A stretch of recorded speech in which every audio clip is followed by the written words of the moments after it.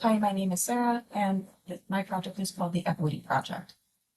We wanted to focus on the justice system, especially the juvenile justice system, and how the numbers are unfortunately there to show that not all youths are treated equally in the system. While Connecticut prides itself on being race neutral, the fact is that Black youths are over 10 times more likely to be held in facilities than their white peers in the state. This indicates that this isn't just one or two bad apples. This is a deeply rooted systemic issue that extends nationwide. Schools in Connecticut are more segregated than anywhere else in the country. This is partially due to its traditionally redlined neighborhoods, like schools in Bridgeport that see student populations with 87% of the students belonging to a minority group. However, 70% of teaching staff in Bridgeport schools are white. And then I just have the statistic that between 2019 and 2023, Black children in Connecticut received nearly 5 times as many court referrals as their white peers. The purpose of the Equity Project was to raise awareness and start conversations about these disparities. I used Facebook to share educational quotes with both national and Connecticut specific data.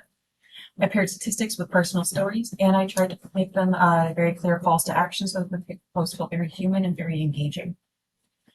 We tried to make them very cohesive feeling and tried to really pair statistics with human stories to make it feel very personal and relatable.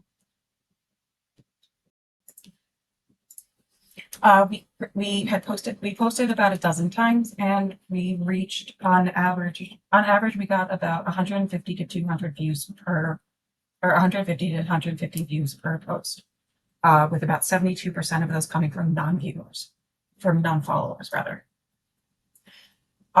We didn't get a whole lot of likes or visible interaction, but if we looked at the broader audience, we did seem to see as the semester wore on a wider that we were reaching a wider range of audience. We tried to develop a cohesive color scheme that alluded to skin color and inequality, and this ensures that those who see the post consistently remember the Equity Project. I also commented on several other pages and posts and recommended that they share on our page, and it was interesting to see such a robust community that was involved in this cause.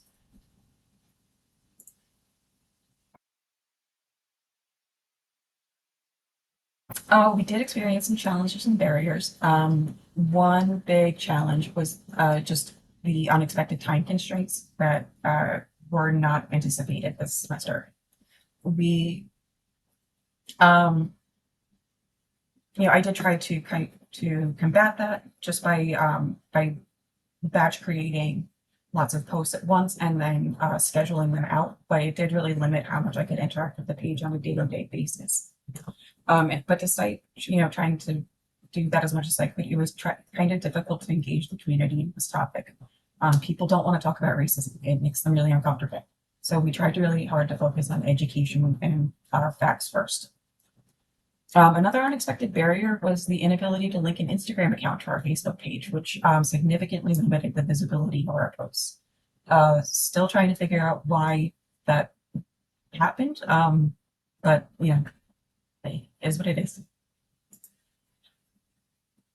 Where you can explore some other platforms like TikTok and X that can further boost our visibility, and generating organic growth is slower, but can often be more sustainable than boosted or viral posts.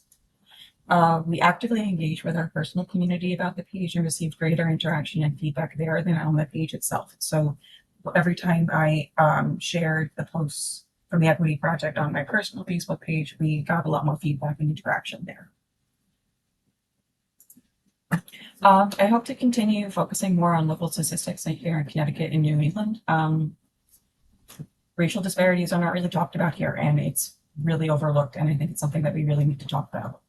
I'm going to continue to post and build on this page and build on this community, and hopefully gradually build a bigger audience. These are some of the other pages that I found that were kind of like-minded, and the biggest takeaway I had from this was just it was really striking to see how deeply segregated the communities were here in Connecticut. And it's very easy here in the Northeast to think that we're above racism because we live in a blue state. And it's really kind of insidiously dangerous to think that way. And we really need to rise to the occasion and meet that with education and advocacy, resources and references. Thank you.